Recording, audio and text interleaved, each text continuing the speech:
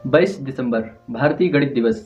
महान गणितज्ञ श्रीनिवास रामानुजन का जन्म 22 दिसंबर 1887 को तमिलनाडु के एक इडोर गांव में हुआ था। इनकी माता श्रीमती कोमल कोमल तोमल्ल श्रीमती कोमल तोमल्लम ऐसे कुछ नाम था। पिताजी का नाम शायद आयंगर श्रीनिवास आयंगर था। बचपन में 3 वर्ष की उम्र तक ये बोल भी नहीं पाते थे। तो बचपन में तो इनके परिवार के सभी लोग दुखी थे कि शायद बच्चा उम्र भर तो नहीं बोल पाएगा, शायद गूंगा ना हो जाए। लेकिन 3 वर्ष बाद इन्होंने थोड़ा बोलना शुरू किया। इनकी शारीरिक हालत और शरीर उस तरह से एक सामान्य बच्चे जैसा नहीं था, और इन्हीं के चलते इनमें गणित के प्रति अगाध लगाव, अगाध प्रेम था। और जब ये कक्षा 4-5 में थे तभी तक इन्होंने कक्षा 8, 9, 10 के गणित के सवाल हल करना शुरू कर दिया था। फिर कक्षा 10 की पढ़ाई के बाद इन्होंने गणित के प्रति इन्हें और ज़्यादा लगाव हो गया। कक्षा 11 में इन्होंने गणित पर इतना ध्यान दिया कि बाकी अन्य सभी विषयों में फेल हो गए।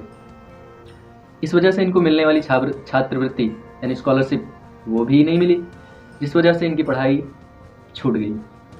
फिर कक्षा 12 में इन्होंने कुछ प्रबंध किया पैसे का, और कक्षा 12 की पढ़ाई के लिए फिर से एग्ज़ाम दिया, लेकिन अन्य सभी विषयों में गणित के सिवा सारे विषयों में फिर से फेल हो गए, और बस इसी से इनकी पढ़ाई की इतिश्री हो गई। तो एक ऐसा महान गणितज्ञ जिसका गणित में इतना इंटरेस्ट था, जिसको गणित इतनी ज़्यादा कह सकते हैं कि इतना गहन काम किया, उसे एक सुचारू रूप से नियमित पढ़ाई करने का मौका नहीं मिला। बावजूद इसके श्रीनिवास रामानुजन दुनिया के बहुत बड़े गणितज्ञों में से एक हैं। उन्होंने लगभग 3900 प्रमेयों की खोज की जो उनके मौलिक थे। 3900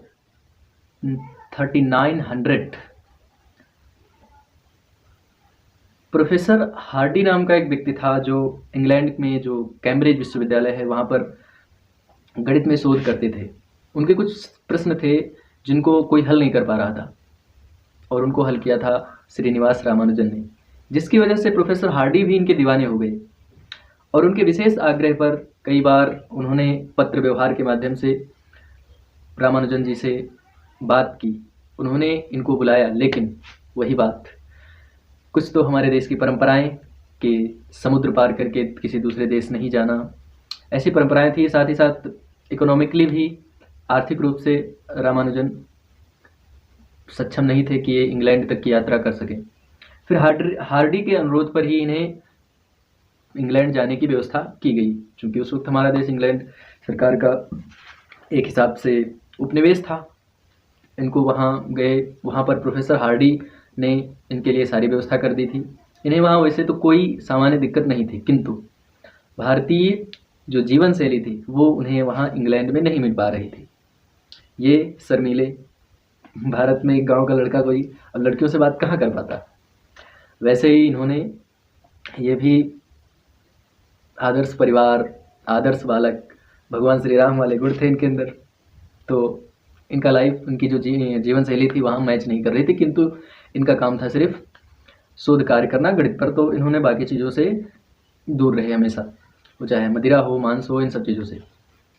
अंततः इनको जो रॉयल सोसाइटी है कैम्ब्रिज की, उसमें इनका सिलेक्शन हो गया। उसके बाद द इटर्निटी कॉलेज करके कोई है, वहाँ भी ये पहले भारतीय बने जो इनका नाम वहाँ अंकित हुआ। और इन्हीं के चलते इनका स्वास्थ्य लगातार गिरता चला गया। इंग्लैंड की जलवायु इनको अपने यहाँ स्थान देने के लायक नहीं थी। तो इसके साथ ही ये फिर डॉक्टरों की सलाह पर भारत वापस आए, और वहाँ आकर मद्रास के एक बहुत बड़े कॉलेज में गणित के प्रोफेसर बन गए। लेकिन स्वास्थ्य ने इनका साथ नहीं दिया, और इस तरह से 26 अप्रैल 1920 को इन्होंने हम सबको अलविदा कह दिया। खैर, एक ऐसा गणितज्ञ जिसने हम सबको हमारे देश का नाम इतना ऊंचा किया। न्यूटन ने भी कहा है कि अगर ईश्वर होगा, if there is a God, अगर इस दुनिया में भगवान है तो वो ज़रूर एक गणितज्ञ होगा। और हमारे भगवान श्रीनिवास रामानुजन श्री आर्यभट्ट, और इन्हीं जैसे के रूपों में इस धरती पर न्यूटन, आइंस्टीन, इन सब के रूप में भगवान अवतार लेता ही रहता है। जय हिंद।